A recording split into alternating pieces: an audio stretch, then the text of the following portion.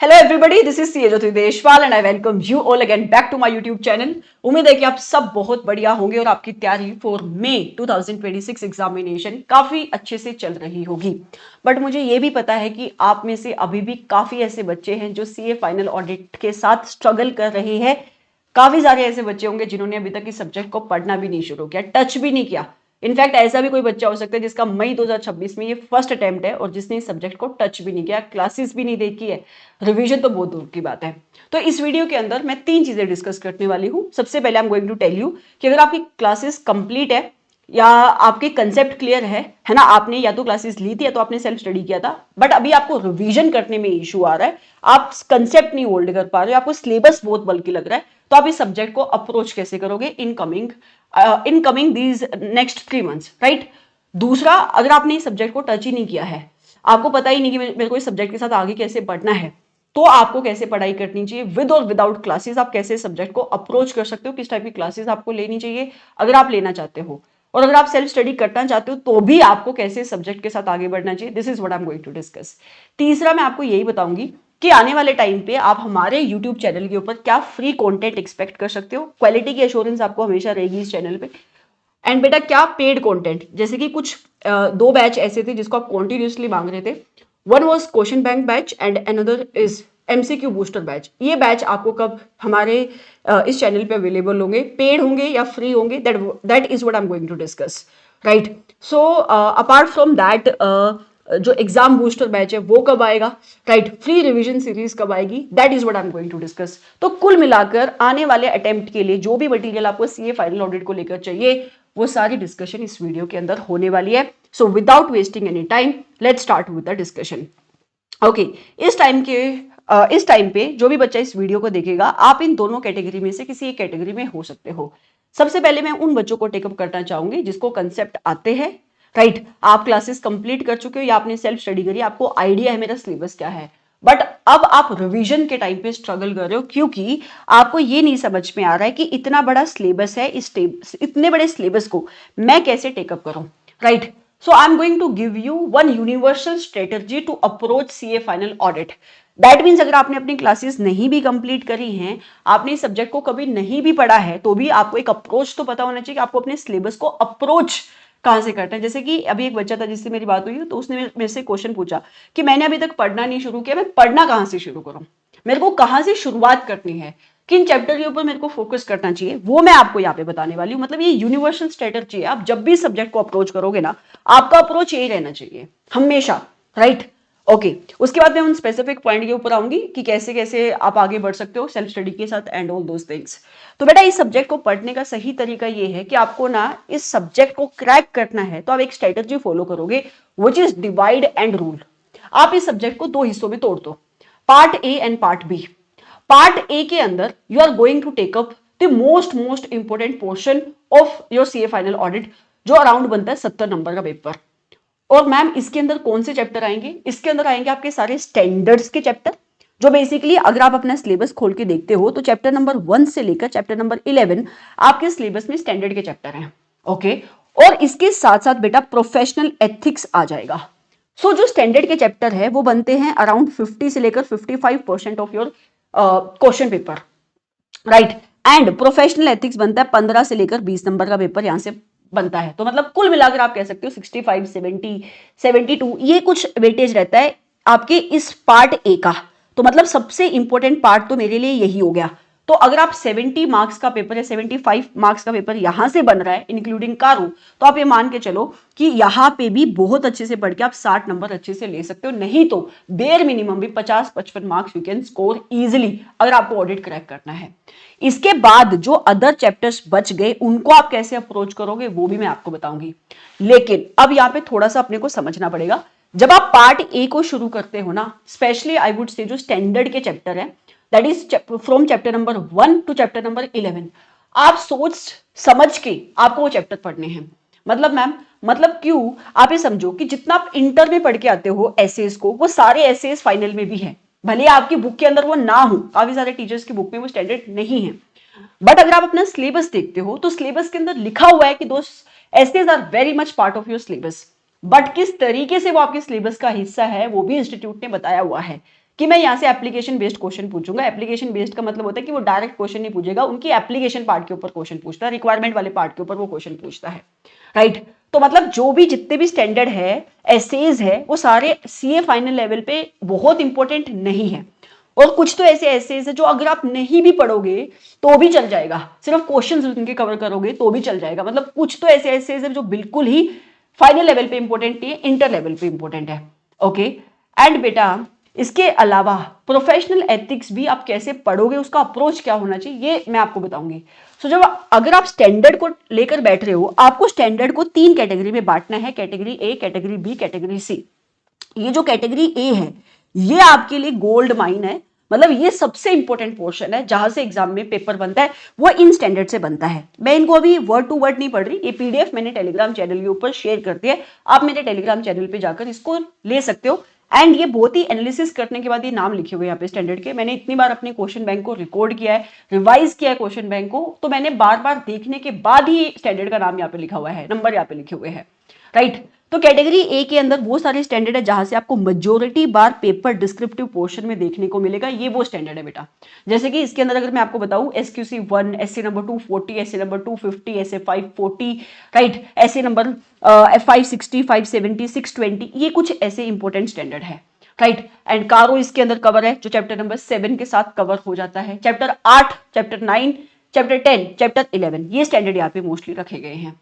तो ma'am category B में कौन से स्टैंडर्ड है? कैटेगरी बी में इतने वो वाले स्टैंडर्ड है जो इतने ज्यादा इंपॉर्टेंट नहीं है, और कैटेगरी सी के अंदर वो स्टैंडर्ड है जो बिल्कुल ही इंपॉर्टेंट नहीं है, मतलब ये सी इंटर लेवल पे इंपॉर्टेंट है। आप चाहो तो अभी स्क्रीनशॉट ले सकते हो, नहीं तो आप इसको पीडीएफ को आप प्लीज जाकर एक बार टेलीग्राम से डाउनलोड कर लेना। मतलब जब आप पढ़ने के लिए बैठोगे, मेरा मेन फोकस कैटेगरी ए के स्टैंडर्ड के ऊपर होगा, सीए फाइनल लेवल पे, ओके। उसके बाद जब आप प्रोफेशनल एथिक्स भी पढ़ते हो, मैंने काफी बार देखा है कि बच्चों के लिए प्रोफेशनल एथिक्स का मतलब क्या है कि मैं शेड्यूल पढ़ लेता हूं, दैट्स इट। तो जब आप प्रोफेशनल एथिक्स पढ़ोगे बेटा, इसका मतलब ये है कि अपने को नोक्लियर पढ़ना है, एक क्वेश्चन बन जाता है यहाँ से। सीए एक्ट के जो सेक्शंस है उसमें इंपॉर्टेंट सेक्शंस देखना, आपको समझ में आ जाएंगे कौन से, वहां पे आपको ज्यादा फोकस करना है, राइट। जैसे एग्जाम में क्वेश्चन बने हुए हैं, सेक्शंस आपको टेकअप करने हैं। तीसरा schedule, which is very very important part for professional ethics, वो आपको टेकअप करना है। काउंसिल की गाइडलाइंस और एथिकल स्टैंडर्ड बोर्ड के डिसीजन, ये आपको शेड्यूल के साथ ही पढ़ने, क्योंकि नहीं तो आप क्वेश्चन नहीं अटेम्प्ट कर पाओगे। इतना पोर्शन आपका ना क्लियर होना चाहिए। मतलब अगर मैं आपको बोलूं स्टैंडर्ड अगर आप ये वाला कर लेते हो प्लस प्रोफेशनल एथिक्स, तो मतलब आप मान के चलना कि आपने अपने सिलेबस का क्रीम पोर्शन कंप्लीट कर लिया है। इसके बाद जो बाकी अदर चैप्टर है, जो ऊपर स्टैंडर्ड और प्रोफेशनल एथिक्स के अलावा आपके सिलेबस के चैप्टर है, उसको भी आप 2 कैटेगरी में बांटोगे, पार्ट ए और पार्ट बी। यहां पे भी बच्चा कंफ्यूज होता है कि मैं इनको कैसे टेकअप करूं। पार्ट ए के अंदर ऐसे चैप्टर्स है जहां से क्वेश्चन बनेगा, है ना। इनमें से क्या है कि किसी भी चैप्टर में से एक क्वेश्चन निकल के आ सकता है। मतलब जैसे कि इंटरनल ऑडिट का एक क्वेश्चन बन सकता है 5 का, ऐसा। तो इनकी वेटेज क्या, 5 नंबर 4 नंबर का क्वेश्चन है हर एक चैप्टर की, इतनी ऑन एन एवरेज वेटेज रहती है। तो जब आप अदर चैप्टर्स की बात करोगे तो पार्ट ए के अंदर कैटेगरी ए में ऐसे चैप्टर रखे हैं और इसी तरीके से आपको पढ़ना है जिनका साइज छोटा है, बट वेटेज इन सब की अपने आप में 4 से लेकर 5 नंबर, एक क्वेश्चन हर एक चैप्टर से बन सकता है, सेम वेटेज ऑलमोस्ट, राइट। तो आपको उन चैप्टर के ऊपर फोकस करना जिनका साइज छोटा है और प्रोबेबिलिटी क्वेश्चन की आने की ज्यादा है। जैसे कि अगर आप चैप्टर नंबर 13 की बात करोगे बेटा, ग्रुप ऑडिट, जिसको हम पहले ऑडिट ऑफ सीएफएस कहते थे, बहुत इंपॉर्टेंट चैप्टर है, इसके ऊपर आपको फोकस करना है। इसके साथ आप एसए नंबर 600 पढ़ोगे, ये इंपॉर्टेंट एसए है जो आप पढ़ोगे चैप्टर नंबर 13 के साथ। चैप्टर नंबर 14 में 2 डिस्कशन है, एक बैंक ऑडिट और एक एनबीएफसी ऑडिट। चैप्टर नंबर 14 के अंदर आप बैंक ऑडिट को मत पढ़ो इस कैटेगरी में, रीजन बीइंग बैंक ऑडिट बहुत बड़ा चैप्टर है, बहुत बड़ा चैप्टर है, राइट। बट जो एनबीएफसी ऑडिट है बैंक ऑडिट के कंपैरिजन में छोटा है, कंसेप्चुअल है और एमसीक्यू के लिए बहुत इंपॉर्टेंट है, तो आपको एनबीएफसी वाला पोर्शन कंप्लीट करना चाहिए। Chapter number 15 audit of PSU, छोटा चैप्टर है, एक क्वेश्चन बन सकता है। इंटरनल ऑडिट छोटा चैप्टर है, एक क्वेश्चन बन सकता है। एक घंटे की रिवीजन क्लास आपको यूट्यूब पे मिल जाएगी, देखकर आप उसको खत्म करो, रिवाइज करो, जो क्वेश्चंस बने हुए उन कंसेप्ट के ऊपर फोकस करो, एंड दैट्स इट। अगर मैं पार्ट बी की में बात करूं, चैप्टर नंबर 12 डिजिटल ऑडिट, बहुत बड़ा चैप्टर है, एक क्वेश्चन बनेगा। चैप्टर नंबर 14 का बैंक ऑडिट का पोर्शन, बहुत बड़ा चैप्टर है, एक क्वेश्चन बनेगा। चैप्टर नंबर 17 बहुत बड़ा चैप्टर है, 3 यूनिट है, क्वेश्चन यहां से भी एक ही बनता है।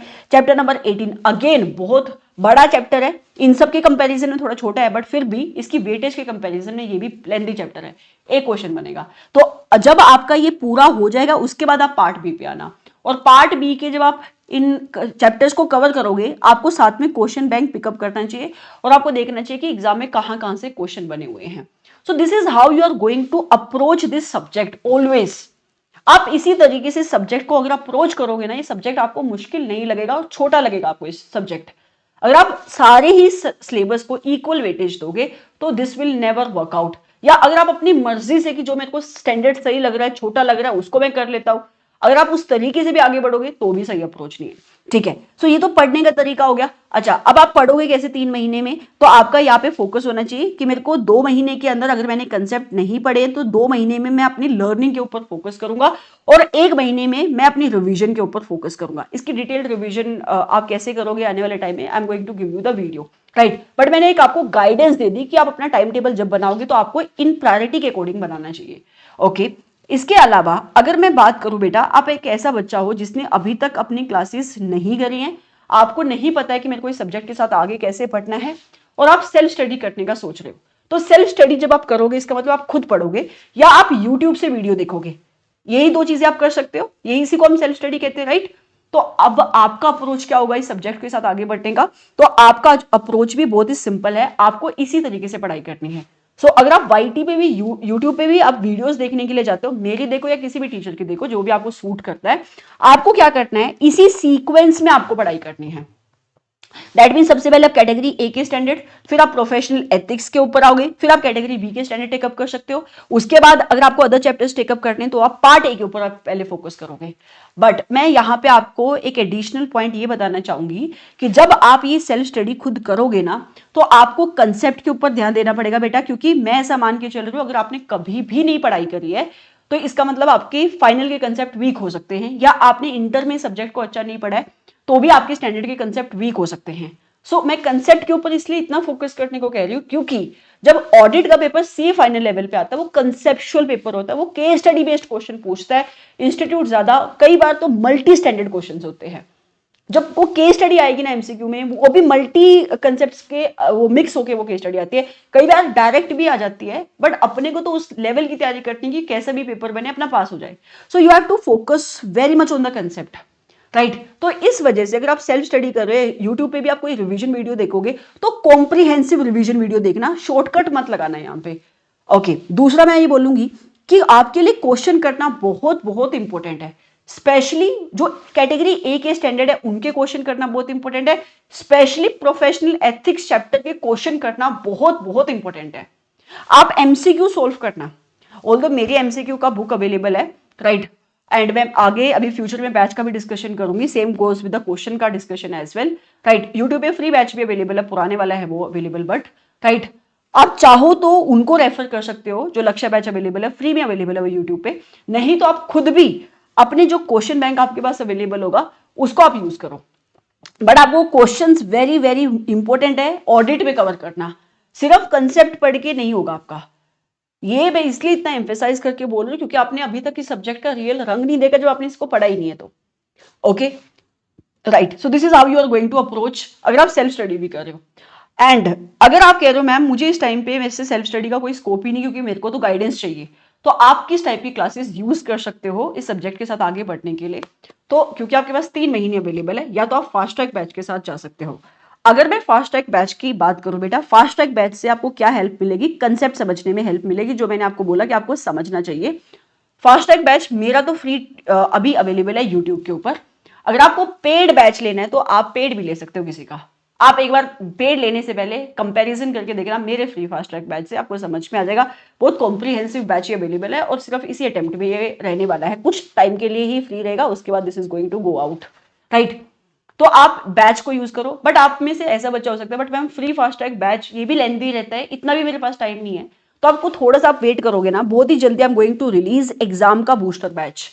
सो बूस्टर बैच में क्या है कि 14-15 लेक्चर मुझे रखने हैं खाली, और इसकी अपनी ड्यूरेशन रहती है 40 घंटे, 35 से लेकर 40 घंटे अलोंग विथ क्वेश्चन। तो आप इस बैच को रेफर कर सकते हो।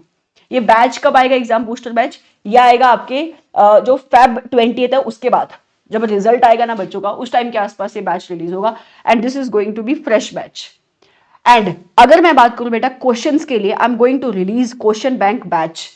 तो ये क्वेश्चन बैंक बैच कब आएगा ये क्वेश्चन बैच है सॉरी, ये आएगा 15 Feb के बाद। एंड ऐसा ही I am going to release MCQ booster batch, जिसके अंदर इंस्टीट्यूट ने अभी तक जितने भी एमसीक्यूज रिलीज करे हैं, कभी भी ओल्ड में, न्यू में, मॉडल टेस्ट पेपर में, कहीं पे भी सारी कंपाइलेशन है, और वो भी कम टाइम के अंदर।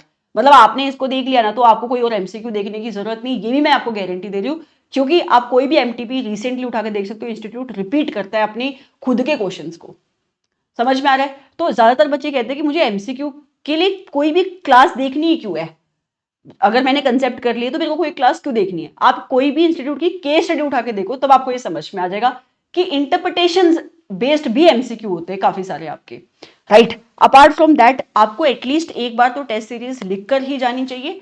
आप चाहो तो इंस्टीट्यूट की टेस्ट सीरीज लिख सकते हो जो एमटीपीज होती है, नहीं तो I am also going to launch test series. जो मेरी टेस्ट सीरीज होगी वो गाइडेंस बेस्ड टेस्ट सीरीज होगी। बेसिकली आपसे क्या गलतियां हुई, आप कैसे सब्जेक्ट के साथ इंप्रूव कर सकते हो, that we are going to focus in this. So मैं आपको बताऊं, अगर आपने इस सब्जेक्ट को नहीं पढ़ा है, आप मेरे चैनल के थ्रू जो अभी फास्ट ट्रैक बैच है उसको आप यूज कर सकते हो। बट अगर आपको उतना भी नहीं करना है, आपके कंसेप्ट क्लियर, आपको रिवीजन वीडियो चाहिए, तो इसी चैनल पे आप रहना। Revision video, revision series I am going to launch very very soon.